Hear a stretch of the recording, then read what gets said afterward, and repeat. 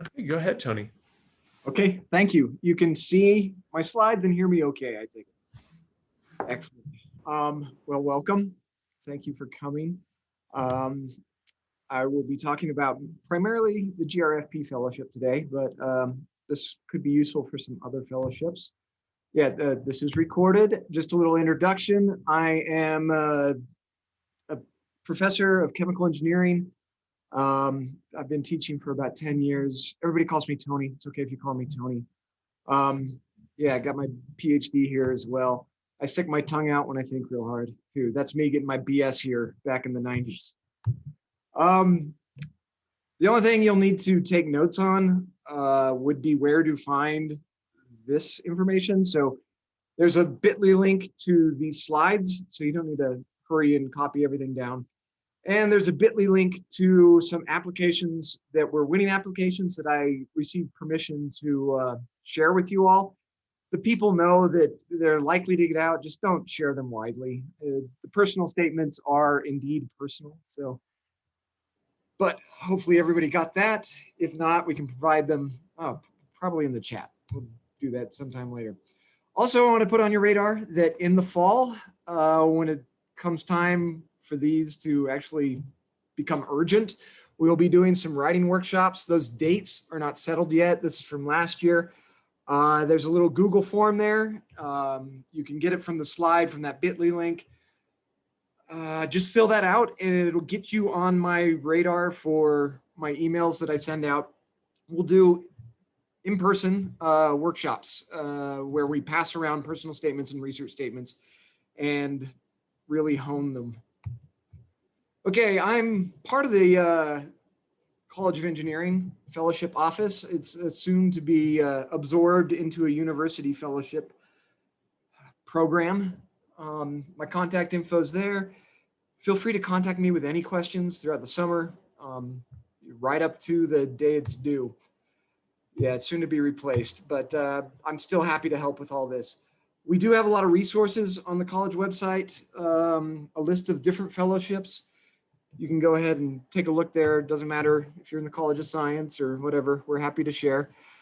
Just quickly, what brought you here on a spring day? What are folks interested in this GRFP for? What are you looking for? In the chat, anything? That's okay. This has been like my whole fall and spring semester. Nobody answers on Zoom. Resume builder. Resume builder. Certainly. So that would fall under the category of prestige to me. And if you do win the GRFP, that is certainly something that you will take away. Yeah. Some other responses, first year trying to learn more about this, as well as Gail wanting to learn how to help mentor students through applying. Great. I think that's an area that we really need to focus on a little bit more is how a PI can better help their grad student receive the GRFP, and also how to, Shaylee, of course, money and fame, how to write a good letter of recommendation, because I find the GRFP letters of recommendation are a bit different than what most people write. Networking. Yeah, and when we do these writing workshops, we'll definitely do a lot of that. Okay. So benefits, typically fame is one of the biggest things. You'll get paid to go to grad school. I didn't know that when I first started to go to grad school. It's really nice. You get paid a little bit more with the GRFP, but really the huge benefit is you will be able to put this on your CV. It is a start to an illustrious career. Usually after the GRFP, you get your PhD, then you get your career award. It has a great influence on future awards. Fortune, yes. Money, you'll get a bit extra money. Some departments will pay you a little bit extra too. So you'll be making quite a bit more to get your PhD or your master's degree. Freedom is a huge one. I've had students that decided not to go to grad school, but applied for this and then won it. And well past the deadlines for applying to grad school, there was not a single grad school who would not accept her.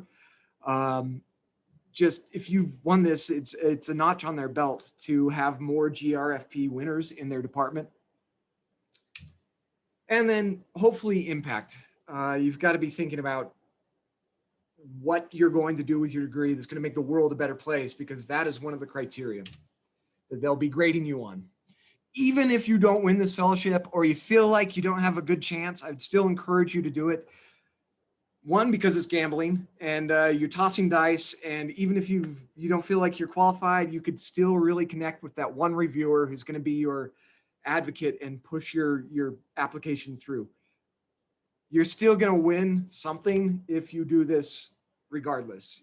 This is a great opportunity to bring your future as a PhD or a grad student into focus. So telling this story and kind of planning out your next 5 years is really going to help you. And it's also going to help you apply to grad school because these personal statements, research statements, you're going to cut and paste from those in your applications.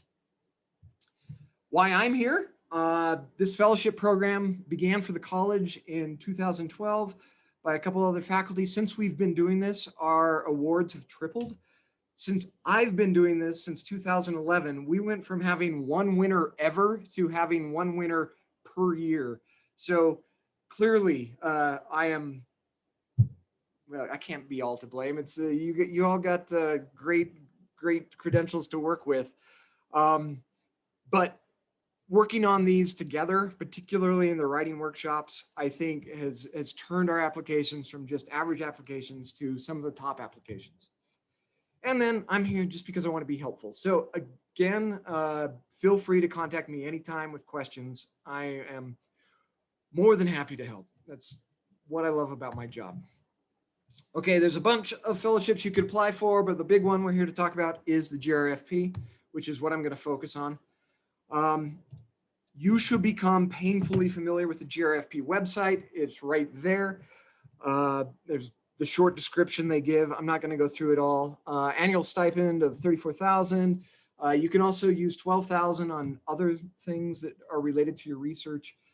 But again, money, fame, it's probably what most people are after. There is a detailed solicitation on the NSF website. And if you've ever read any of these, you'll know that they're painful to go through. You should read every single word of that. I cannot cover everything here. Please don't sue me if I say something wrong. It is a lot of text to wade through, so make sure you go through that. Okay, just big picture. What are your odds? There are about 12,000 applicants per year, 2,000 awards. You could also get an honorable mention, which is still valuable. I would still put that on my CV. That I've seen honorable mentions lead to awards the following year, so don't knock that. So yeah, 1 in 6 chance. It's a bit better odds than it used to be. They used to allow grad students to apply twice, but now it's a toss of the dice. But keep in mind, you're competing against some pretty impressive students too. So what we're going to do is try to improve your odds. First, eligibility. Can you get through that first doorway? You must be U.S. citizen, national, permanent resident by the time of the application deadline. There's a couple other things you need to consider. You need to be enrolled in a graduate institution by the following year. So you can apply as an undergraduate senior, or you can apply as a grad student your first year or your second year. Just look at the solicitation for more eligibility details. There's only one application allowed if you're doing a BS/MS program. You're probably gonna have questions about that if you're in any of these categories. Just feel free to contact me or read their website. So the basic application is gonna have a personal statement, research plan, 3 letters of reference. You can have 5 sent in, and just in case somebody doesn't follow through, they'll take the ones you prefer first though. Your transcripts and a Fastlane form. I would create a Fastlane account now. We've had students that have tried to leave it to the last minute and it didn't work out very well. So I would do that. Please check the requirements. They keep changing. I can't keep up on them precisely. I always tell this story when I talk about the GRFP. we had a student that was one of our top students, very likely would have won. They had their font size this size, and it was rejected without review. What happened is they did it in LaTeX, and they used a PDF converter that turned their 12-point font into 11.95 font, and the computer kicked it out. I sent in a letter, got nothing. The chair sent in a letter, got nothing. The dean sent in a letter and got nothing. So they are sticklers on that. Do not risk it. I would just use Word. It's something that everybody's going to use. That way you don't have to worry about it. So you should know what goes on the other side of your application. Each applicant gets 3 reviewers. Each reviewer will get 20 to 50 applicants to review. That is this many pages to read over a holiday break while your family is like complaining about why did you take this on. This is the way my child saw me when he was 7, just sitting there reading applications and papers. They will likely spend 10 to 20 minutes per application, if that, during a time when they should be with their family. So this should mean something to you. You should keep this in your head as you're authoring these applications.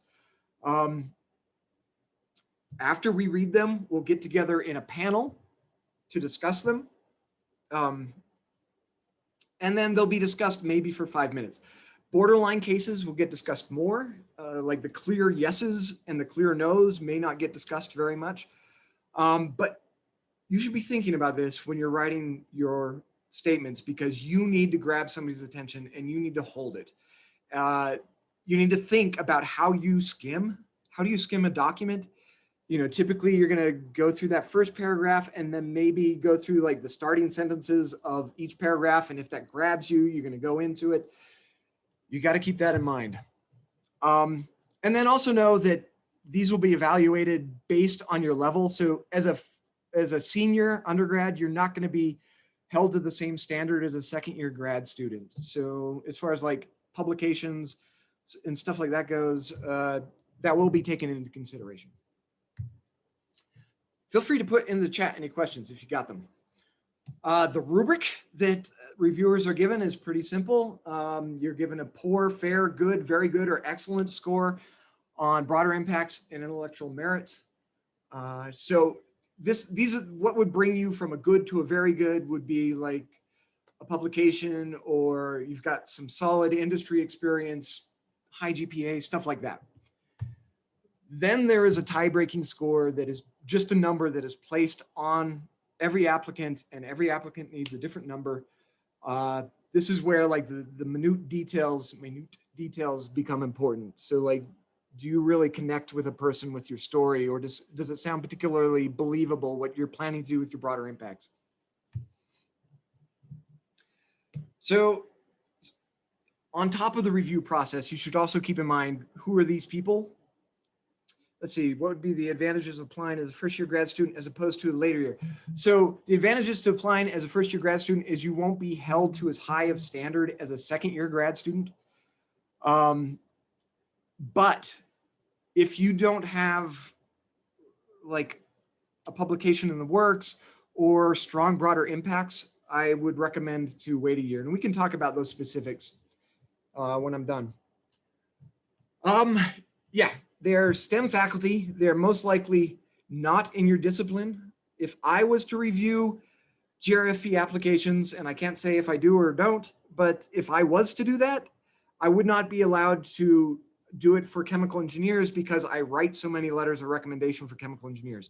So typically, if I was to do it, I would be looking at chemists' applications or computer scientists or something like that. So use jargon wisely, assume that they're educated, but not particularly in your field. What do these people want? They want, you know, they're spending their holiday going through these. They care to make impressive, impactful researchers. They want to feel like what they're doing is going to matter. So you need to play to that. Follow the instructions of the program. If you seem to not pay attention to the details of what was requested, that is enough for some reviewers not to want to give you an award. And yeah, there are review criteria that are given to you, and they are also given to the reviewers, and make sure you follow them. There's a link to them right there. Basically, it comes down to the concepts of intellectual merit and broader impacts. And I'm sure you all have got a good idea what intellectual merit means. When it comes to broader impacts, I found most applicants don't pay enough attention to that. It's really 50-50 right down the line. If you've got great intellectual merits and no broader impacts, it's not going to be a winning application. Also, it says right in there that every applicant should make a separate statement about their intellectual merit and broader impacts. These should be in your personal statement. They should be in your research statement. They should also be in your letters of reference. So the people that write you letters of reference should have this in there also. This is really like the cliff notes of your application. This is the text that if I was a reviewer, I would take, and if I liked your application, I would just reword your text that you put in those two sections and spit it out as, this is why I'm supporting this particular applicant. So broadly, and we'll talk about more of these when we get to the personal statement and research statement specifics, but intellectual merit is basically, how do you advance the state of the art in the field? Are you going to make a remarkable impact, not just an incremental impact? You can't just like redo your PI's research with a different solvent or something like that. That's not going to fly. Yeah, publications, anything that really shows that somebody else has looked at your work and found it valuable and vetted you, that is going to be important to mention. And don't just, there is a place for them on the fast lane application, but don't just leave them there. Bring them up in the stories you tell about your personal statement and in your research statement as many times as you can. Okay, broader impacts. Basically, this is how your work is going to impact people broadly, right? So there's a full list of possibilities they give. Typical broader impacts talk about somebody's volunteer work, their tutoring, outreach activities, leadership positions, engaging underrepresented groups in STEM. All that would be very important. Let's see, if we don't have a high GPA, no, if you don't have a high GPA, and I'm not sure what your criteria about high GPA is, but again, it just lowers your odds to have a low GPA, but you could still find that one advocate, and there's always a bit of gambling to every sort of proposal. So depending upon what you mean by high, that should not be a deciding factor. You can also talk about your broader impacts in terms of your research. So how does your research impact society? It doesn't just have to be like community outreach sort of thing. Dissemination is also considered part of broader impacts. So do you have a plan to publish? Do you know what journals to publish in? Do you know where to present? Those things will be gauged as well. This is the point at which I would decide whether or not I was going to apply as a first-year grad student or a second-year grad student. If you do not have a strong case for your broader impacts, I would take that year and do something that really beefed that up. We can talk about what that might be in a bit. I'm briefly just going to outline the personal statement and research statement. The personal statement should be a story. It should be something that people are engaged by. It should be a 3-act narrative. It needs to have a hook. It needs to have all that stuff. So this is the place where you let people like me get to know you and empathize with you. You want me to read this and at the end believe to my core that you are the type of person that is going to take this award and do great things. I always go back to this analogy, and it's an okay movie. In the chat, does anybody know what this movie's from, other than my students, because I use it when I talk about resumes? No, Shaylee, you can't. Inception. Yeah, Benjamin, can you quickly explain what the plot is of Inception? Quickly, no. But they're trying to put an idea into somebody's mind and make it make them think that it was their own idea. Yeah, why don't they just go up to the person and say, hey, you should just sell your company? Because then it won't like stick because they didn't think it came from themselves. It would be a just like stupid blow you movie off. too, right? The key is Inception, okay movie. I think it's great resume, personal statement advice. It needs to be their ideas. If I go into this review panel and you have told me that you're a hard worker and you've told me that you love science, that's your idea. I don't care about your ideas. I care about my ideas. If I read your personal statement and I come away thinking, this is a hard worker who loves science, who's going to be impactful, I'm going to defend that. I'm going to fight for that because that's my idea. It's not somebody else's. So show rather than tell. So don't say that you've enjoyed computer science from an early age. If you tell me at the age of 10, I wrote my first script to help my parents manage their bookstore or something like that, I'm taking away something from that is my idea about you, and I'm going to fight for that. So keep that in mind. Also, in the research statement, again, you've got to, so switching to research statement, you've got to propose something that is not incremental. So it's got to be something transformative. Really, I would go to your PI and ask, what are people talking about that's kind of on the horizon? Go to the review articles. They usually have a section that talks about what are the next steps in this area. And make sure it's a recent review, like a 2020, 2019 review. You also have to show you've chosen an appropriate mentor for the work you're proposing. Here's an example statement from a winning application. Some reviewers are sticklers for this. Make sure you give a reasonable timeline. So it's very clear that you can accomplish what you say you want to accomplish in the time you state in the statement. How is what on the horizon relevant to reviewers aren't in your? You don't know. So I know I did say assume it's somebody not in your field, but it very well could be. So if I wasn't writing a letter of recommendation or I didn't have any conflicts of interest, I very well could end up reviewing applicants in chemical engineering. And if I was applying, my nightmare would be I'm talking about somebody's research field and they're reviewing it and they know I'm full of BS or something like that. So I wouldn't take it as a given. It could be somebody who knows exactly what's on the horizon. Likely hurdles, again, we're scientists, we're researchers. We know that research doesn't always go as planned. We would like some inclination that you can see that there's this problem that you need to overcome. So don't gloss over likely problems with what you propose. And then also, this is about you. So take it back to your career goals. How is this research going to further your career? Yeah, so this should tie into the personal statement. If you don't have any ideas, you're not sure what's good, again, go to important journals, go to reviews, ask your faculty. If you're fearing that you're going to have to do the research you propose, good news, nobody's going to hold you to it at all. They are not going to check up on you. I've had students that have proposed in like fuels research and they've gone on to work in biomedical engineering. So it is not what the reviewers care about. They want to know about you. They care that you can come up with a research idea that is feasible, that's going to be important, it's state of the art, it's well thought out. It doesn't really, I say something that you're passionate about, but you don't really even have to have that.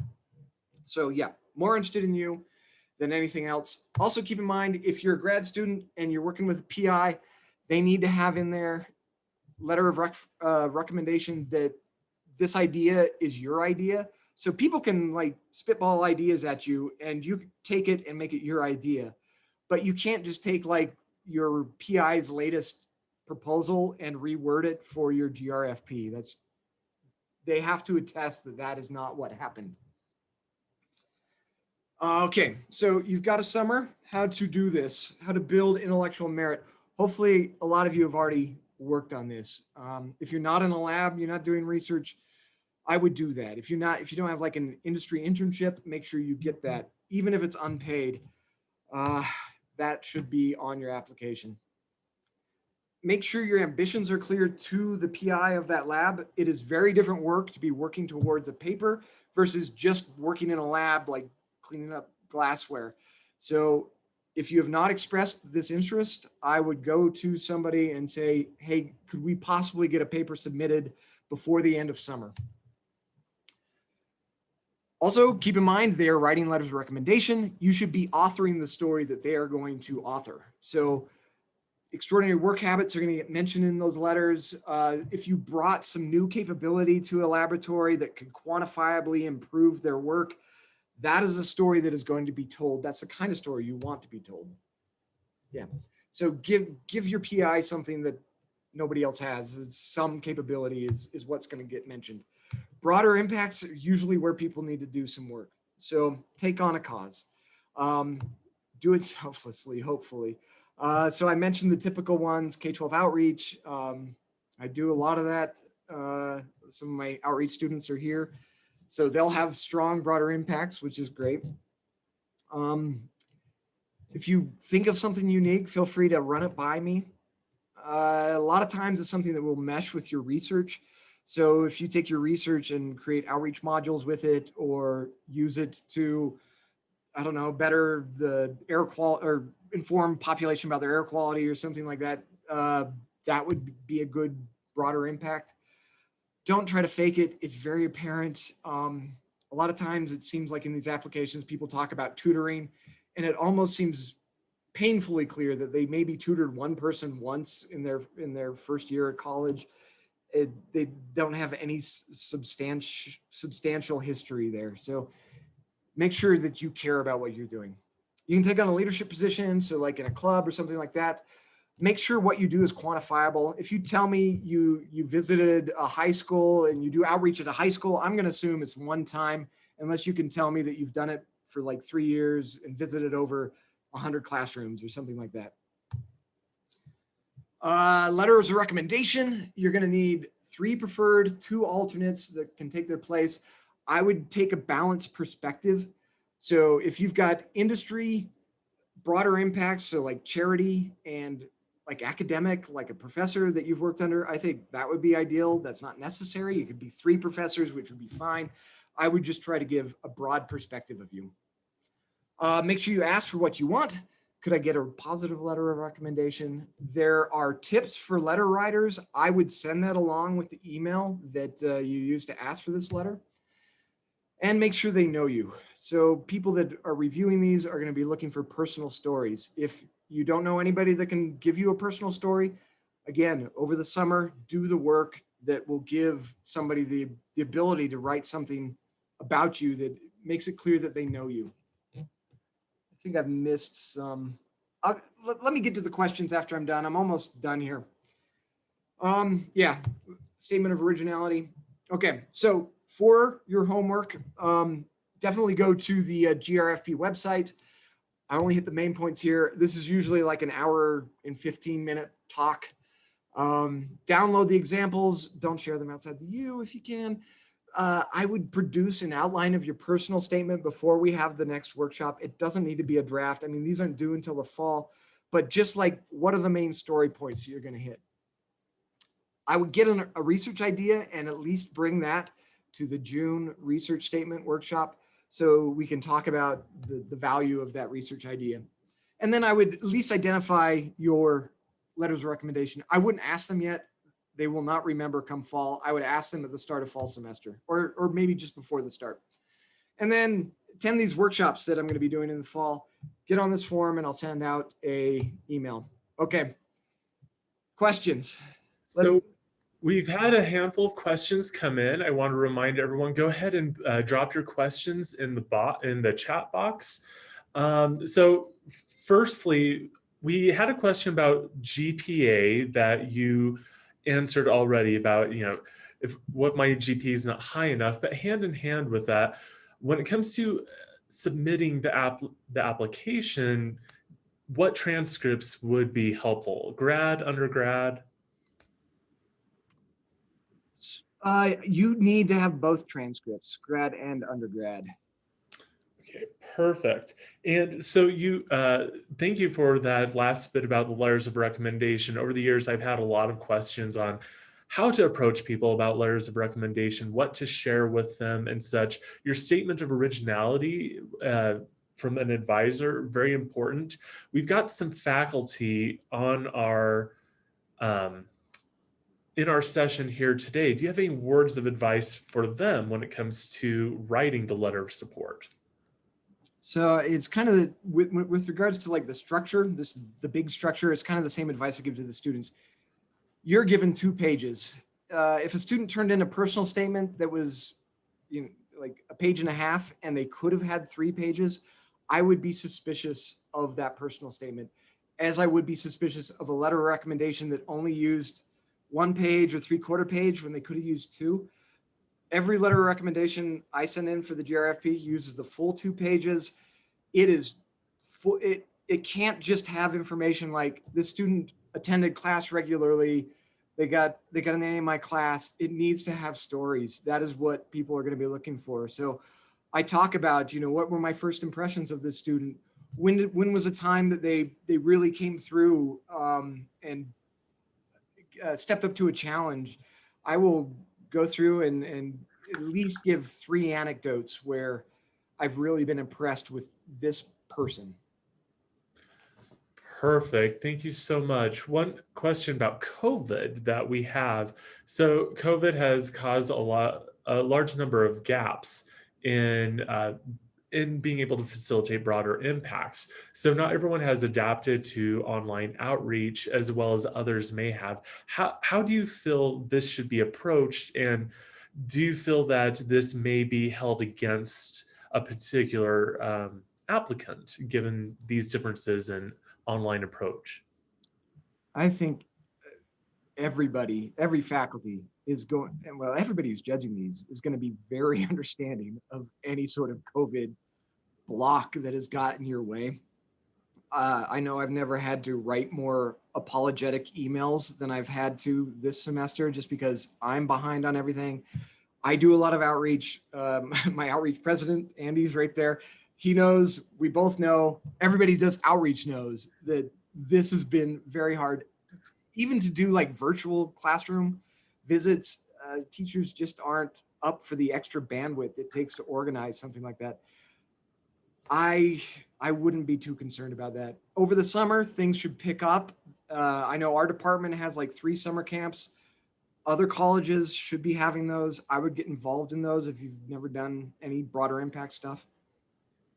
And with broader impact, how many years back is relevant? So well, okay. If I had seen a lot of these applications, I would probably have seen some that go back into high school.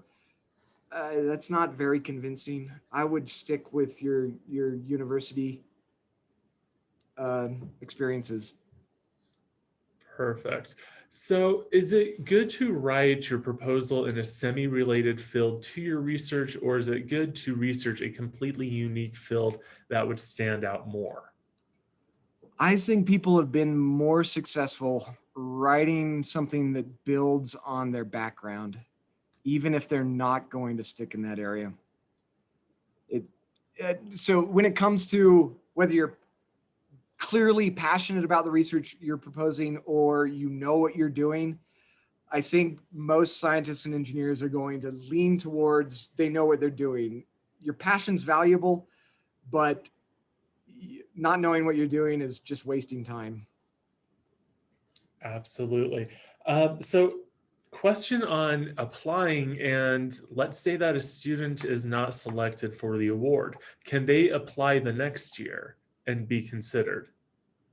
So you can apply once as an undergrad and then once again as a grad student.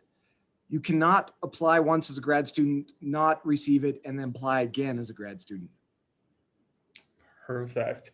And so one question that we did have from the faculty side is on the review. So you kind of touched on this about how you as a chemical engineer would not be able to review chemical engineer student applications. Is there a rhyme or reason to how the different panels for review are organized by the foundation? Yes. So if there is a chance that I might, they don't, so what would happen is if I was on a panel and I received an application from a student I knew, even through like a conference, it's like a student of a colleague, there's a review process that needs to happen where I would need to make the higher ups aware that there's this conflict and there would be this back and forth. So to avoid that, a lot of times the engineers will be looking at the science applications, or the science will be looking at the engineer applications. If I don't say that I'm writing letters of recommendation, I would be more likely to get put into the engineer category.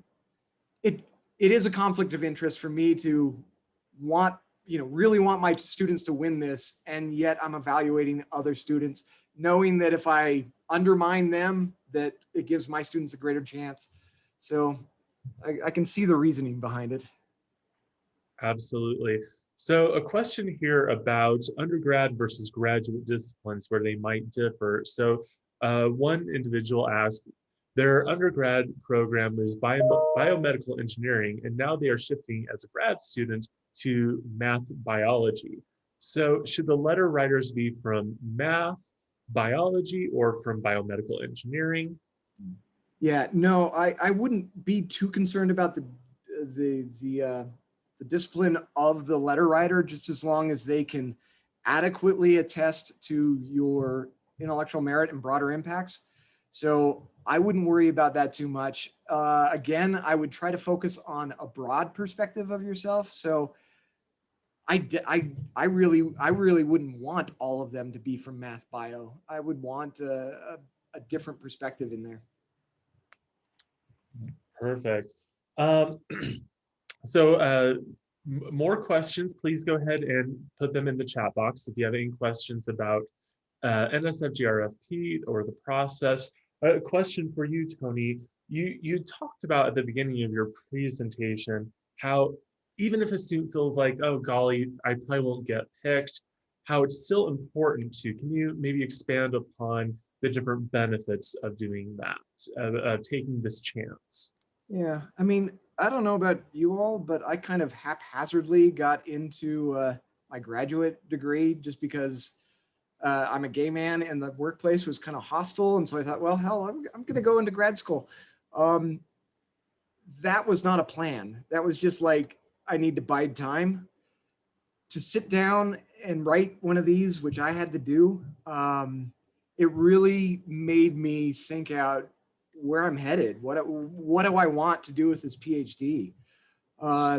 So you're super busy with classes. If you just take the time to pause and write this personal statement and research statement, I guarantee you're going to take something away from it that's valuable, that is not an award from the NSF.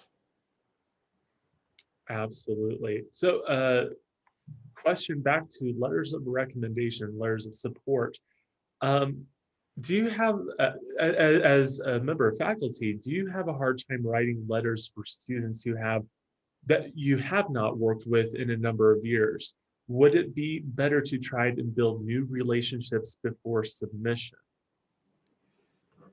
So if I could get a really strong letter from somebody who hasn't seen me since my undergraduate degree, maybe it's 3 years along, I would take that letter. I would just make sure it was supported by a more recent view of myself.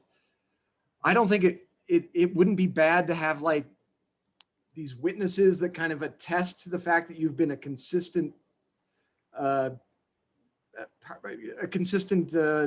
you've been on a consistent trajectory towards this PhD. So I wouldn't worry about having like one from the distant past, but definitely not all of them. Wonderful. And so something that you and I have talked about a bit, as well as I've talked with other faculty about the important relationship between the faculty mentor and the student. So right now, as students are, this is a very fresh time.